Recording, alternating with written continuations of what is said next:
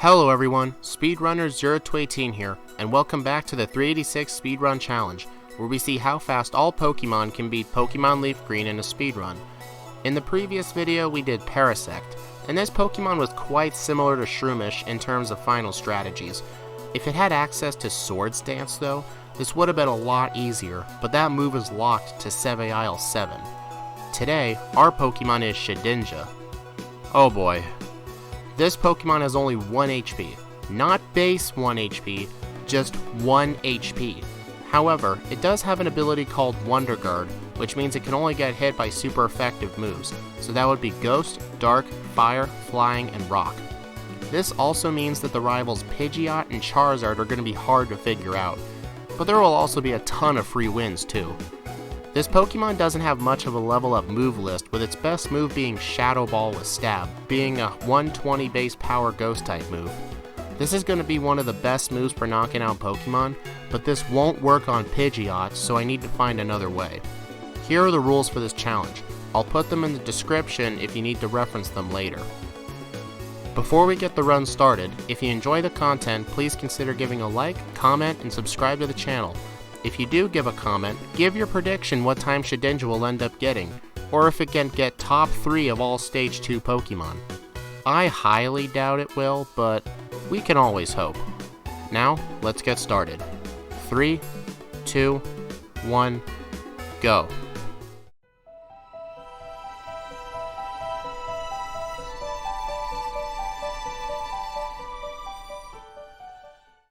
To get things started, I get the PC potion, which I probably shouldn't have because since Shedinja only has 1 HP, he would never need to use them. I'll need to remember that for round 2. Anyway, I replace the Bulbasaur with Shedinja and I fight the rival. None of the starters can attack Shedinja, so just Scratch for the win.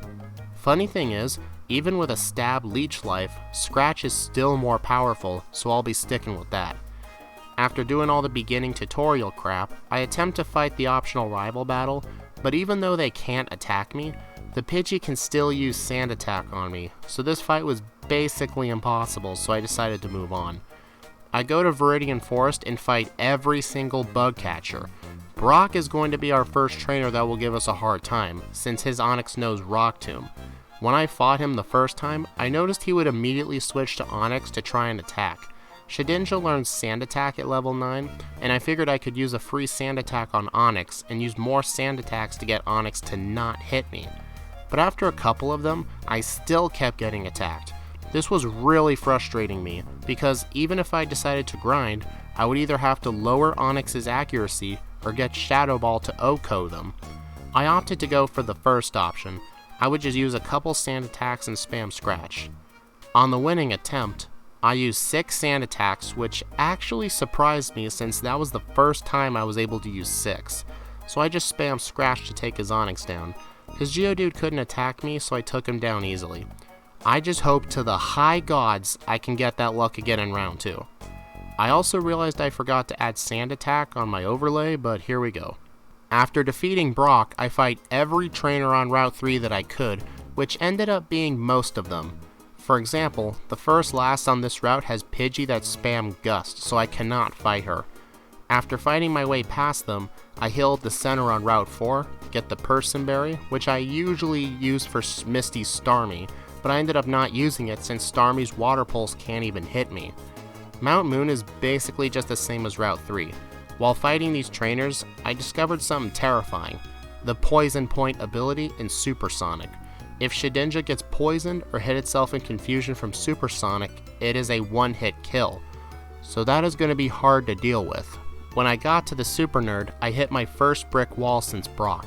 I ended up teaching Thief to Shedinja to have an extra attacking move and just get rid of Leech Life. My main problem is that Grimer would constantly spam Poison Gas, which I stated earlier is a death sentence. What I ended up deciding on doing was just spam Fury Swipes. Poison Gas only has 55% accuracy, so if it will miss if I get lucky enough, so that was my winning strategy. On Misty though, she was a free win since none of her Pokemon have any effect on me. After washing Misty away with my dead carcass of a Pokemon, I attempt to fight the rival, and this is gonna go nowhere. For a long time. I decided to go grind since Gust has a 0% chance to miss. The only way I was going to get past him was to grind my way past him. I try leveling up 1 or 2 levels before trying the rival fight again, but fail. I won't show those attempts though. I've been grinding for such a long time, so I'll show you what level I had to be in order to win. What the f***? That is a f***ing shiny! I guess I'll add 1 to the shiny counter for this series. I mean, what the flying fuck? Anyway, I had to be level 29. Yeah, I had to grind that much. What I did to win was hope for max or near max powered Fury Swipes, since multi-hit moves were going to be the only way to get past the Pidgeotto and Charmander. Anyway, the Route 24 and 25 trainers weren't too hard, minus the ones with rock moves or poison point. After getting the SS ticket, defeating the innocent bystander, and healing at the center, I head down to Vermilion City, in which I get the Versus Seeker and fight every trainer on Route 11, and the SS Sand before fighting Rival 3, which reveals the same problem as Rival 2 did. Pidgeotto was the problem then, and it was the problem now. I had to do a lot of grinding for this one, especially since Shedinja's in the slow level up group. How I ended up winning was to grind to level 38, learn Shadow Ball, have Pidgeot hit itself in confusion, kill it with Scratch, and Shadow Ball the rest. Except for Raticate, whom got killed with Scratch. I would have gotten a more powerful normal type move in Secret Power, but that would involve fighting the Hiker on Route 25 in order to get the junior trainer guarding it to step down. But the Hiker was too hard to take down since his Geodude have Rock Throw, so I just skipped it for now. I might try to get it for round 2, we'll see. Anyway, Lieutenant Surge was another free win. After getting the bike and fighting every month through Route 9, trying to get as much experience as possible for future fights, I enter Rock Tunnel, which wasn't as much of a struggle as I thought it was going to be, since Shadow Ball would keep the rock Pokemon at bay. After getting out of Rock Tunnel, I fight my way to Celadon City, where I heal up and go enter the Rocket Hideout, where I also fight my way to Giovanni. My main concern was his Kangaskhan, which knows Bite, which is a dark move, so it can, in fact, deal damage to me. Right as I entered battle, Scratch was doing almost no damage, and Kangaskhan would go for Bite, killing me. I needed a more powerful normal attack, so I ran back to Route 12 and got the TM for Return, which replaced Scratch. Return was close, but couldn't KO Kangaskhan, but I noticed sometimes Kangaskhan would use a different move, so I waited until Kangaskhan used Tail Whip and then took it down with 2 returns. After digging out of the hideout, I go shopping. Healing items are entirely pointless with this Pokemon, and X items won't be too useful since most Pokemon can't attack me, and the ones that can, I have 0 time to set up on them. But just in case though, I buy some X accuracies and guard specs. I also buy the TM for Hyper Beam, just in case I would need it. As soon as I get Fly, I go to the Pokemon Tower to fight Rival 4. This rival fight, luckily, is still a joke like always. All his Pokemon go down to return, even with Gyarados' Intimidate. After sending the Marowak to hell by making it look in the hole in Shedinja's back, I rescue Mr. Fuji. Right afterwards, I fly back to Celadon City, bike to Safari Zone, do all the usual stuff I do there, include getting Double Team, which luckily Shedinja can learn, and I get out to go fight Erica. None of her Pokemon can hit me, but can still deal status moves, so Poison Powder would still be deadly, but luckily I defeat her pretty easily. After that anticlimactic fight, I go do another anticlimactic fight. Even though Poison is deadly to me, the Poison Gym Leader never once used Toxic. What kind of bullshit is that? But hey, I'll take an easy victory, especially since Rival 5 is next. I was thinking of fighting everyone in Silph Cove first, but I decided not to, and oh boy am I going to regret that later. On Rival 5, his Pidgeot can KO me with Wing Attack. I deposited my HM users before this fight so he can't use Whirlwind, but Return just doesn't do enough to kill it, so I fight some Silph trainers to grind. Not all of them, just enough to get to level 62. Pidgeot is a one-hit KO, but Charizard isn't and can kill me. What I should have done was use Confuse Ray, but I ended up getting a critical hit Shadow Ball. I'm honestly surprised I didn't use Confuse Ray too much. It would have helped save time from the grinding if I just confuse opponents who can cause problems. Giovanni, on the other hand, was actually tricky since his Pokemon have Poison Point, but I had no issues with that luckily. I then used the Sylph PC to get my HM users back, allowing Sylphco to file another insurance claim for their burrow through floors, and I go fight Sabrina. She tried to switch to Venomoth, which is the only one that is able to damage me, but Shadow Ball in return is just too much for her. When I arrive at Blaine's gym after getting the secret key in the mansion, the key to taking him down was to teach Dig to Shedinja, use some double teams and hope that Fire Blast misses, which is exactly what happens. Giovanni was an issue all on his own. His Rhyhorn knows Rock Blast, so unless the move misses or I can KO it in one hit, I'll keep getting one hit. I tried fighting all the gym trainers in here to gain more experience. After getting to level 73, what I had to do to win was use one double team in order to hope Rock Blast misses, since without double team, Rock Blast has a 20% chance of missing. This, however, was way too inconsistent, so I decided to go to Route 15 to grind for more levels. I used the Versus Seeker to rematch all the trainers nearby. Just be sure to save while grinding to prevent this stuff from happening. Yeah, that sucked. Anyway, after grinding to level 77, I still kept failing this fight, but then I realized something.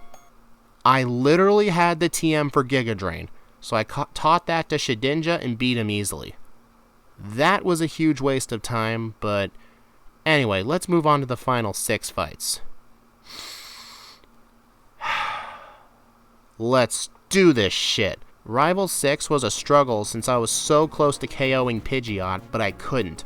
So after grinding on the bikers on Route 16 a lot more, and after getting to level 83, I am able to KO the Pidgeot and the Charizard in one hit, which are the most threatening Pokemon to take down.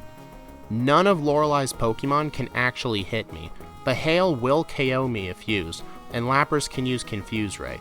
On Lapras though, I would spam full heals until Lapras ran out of Confuse Ray, which didn't take too long since she only had 10 of them. Bruno is a total pushover, usually, but 3 of his Pokemon can hit me with Rock Tomb. His Onix was a 2-hit, but his Rock Tomb missed, so I lived. On Hitmonchan he goes down with 1 return, as does Machamp. His second Onix and Hitmonlee can't attack me, so they're a free win. On Agatha, believe it or not, she was very easy. Her ghost types are outsped and OHKO'd by Shadow Ball. Arbok and Golbat, however, are 2 hits.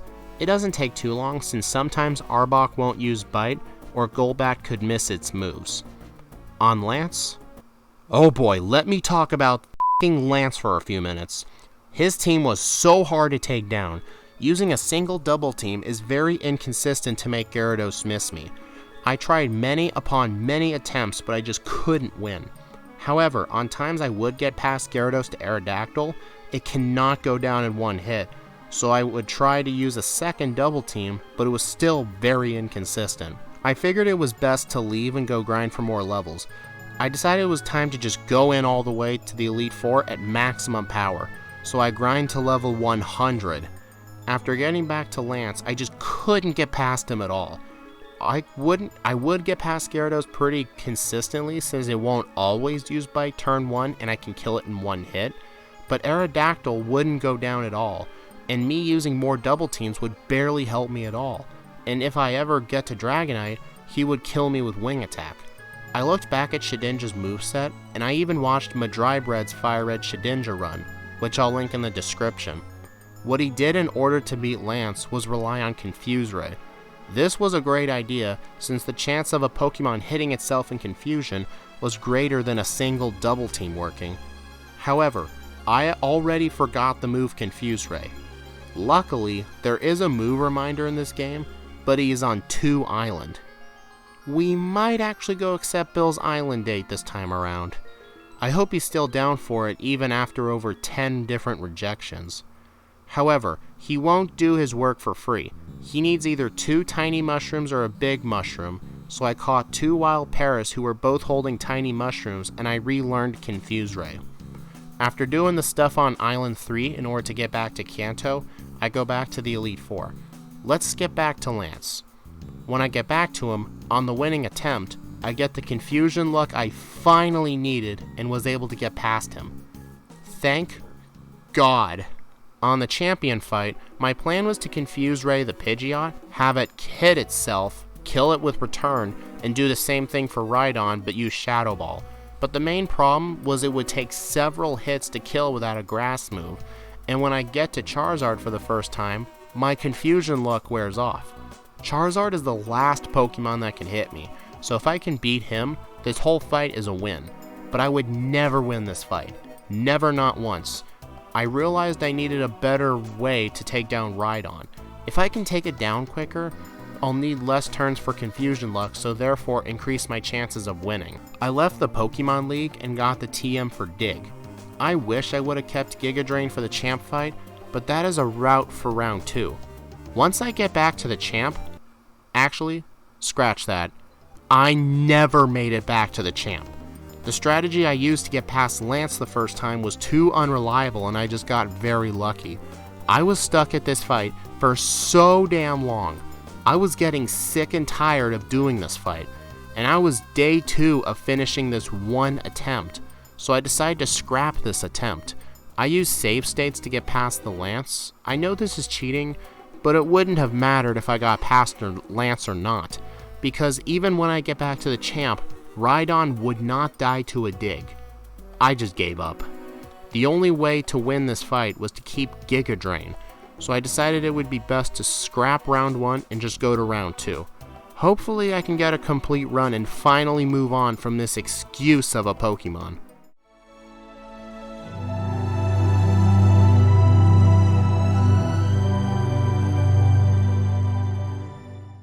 On Brock, the strategy I used the first time of just using Sand Attack on the Onix 6 times just wouldn't work this time. What I decided to do was grind all the way to level 25 to learn Spite. That way I can use just 2 Sand Attack and use Spite to get rid of the rest of Rock Tomb since it only had 10 power points. It may have taken almost an hour, but I finally defeated Brock. If this were a speedrun, that'd be the go-to strat. On Misty, she never stood a chance and neither did Surge. Something I am doing throughout the whole run is to fight every single goddamn trainer, so I can not only be over-leveled as but also because I'm going to have to be a high level anyway. In Pokemon Tower, I do try and use Thief on a bunch of Haunter to try and get a 5% spell tag to make Shadow Ball slightly more powerful. But after probably 20 Haunter killed, I just give up and go defeat more gyms. Erica was a one-hit sweep, Koga was a simple sweep with Confuse Ray and Shadow Ball spamming, Rival 5 and Silphco was a whole other issue due to Pidgeot and Charizard. I decided to fight every trainer in this building before fighting him. Once I actually fight him, I use a similar strat I had on Koga, except I use Secret Power to take down Pidgeot. Sabrina was basically just spam Shadow Ball since she couldn't do anything about it.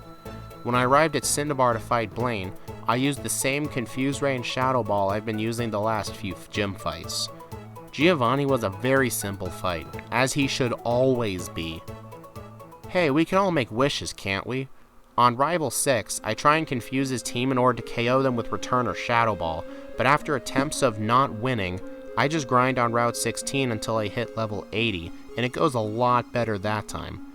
At Lorelei, I wasn't posed much of a challenge since I had Confuse Ray and Shadow Ball. Lapras can still use its own Confuse Ray, but I have full heals or hope to the RNG gods to deal with that. On Bruno, I confused his first 3 Pokemon and knocked them out with Shadow Ball spamming. I did lose some attempts due to running out of Shadow Ball and having to use an Ether, but I eventually get past his entire team. Right before Agatha, I was being outsped by the first Gengar, which was not good at all since it will always use Shadow Ball. I go back to Agatha at a slightly higher level. I did not want to grind to level 100 again. I did end up beating her, but Lance was basically impossible. But after many attempts of constant losing, I decided to just go to level 100 so I can finally be done with this run. When I get back to Lance at level 100, this fight was extremely difficult like the first attempt. It took me such a long time. My main strategy was to use 2 Returns or Shadow Balls on the Gyarados since it won't always use Bite on its turn. Then on Aerodactyl, since I don't outspeed in this round, I have a Quick Claw equipped, so I have to not only have it activate, but also hit itself in confusion. And even after that, Dragonite has to hit itself as well. It may be an entire luck-based strategy, but there isn't much I can do with this pathetic Cusk. But after so many attempts, I finally get past him to go to the champion. I'll be sticking to my current strategy for the champion since I do not want to leave again since I'd have to fight Lance again. The champ fight was so bad, I even broke my controller in pure rage since I had been at this one fight for over 20 minutes straight and I had enough. I left my mic on by mistake, so here you go.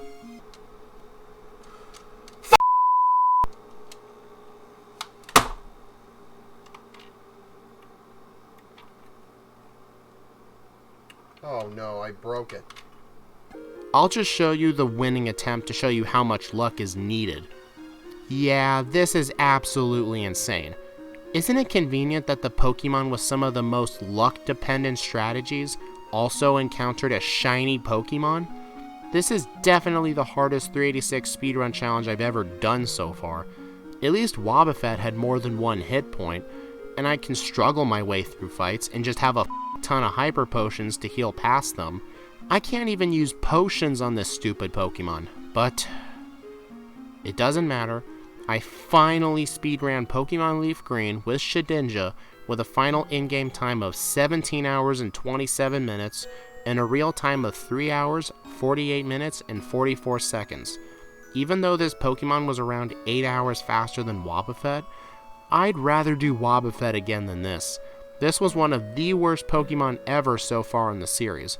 I just wonder who will top that, but right now, Shedinja gets 10th place on the leaderboard and dead last among all Stage 2 Pokemon. It looks like our next Pokemon is Houndoom. That's all I got for you. If you liked this video, please like, comment, and subscribe. It really means a lot to me. Thank you all for watching, and I'll see you in the next speedrun.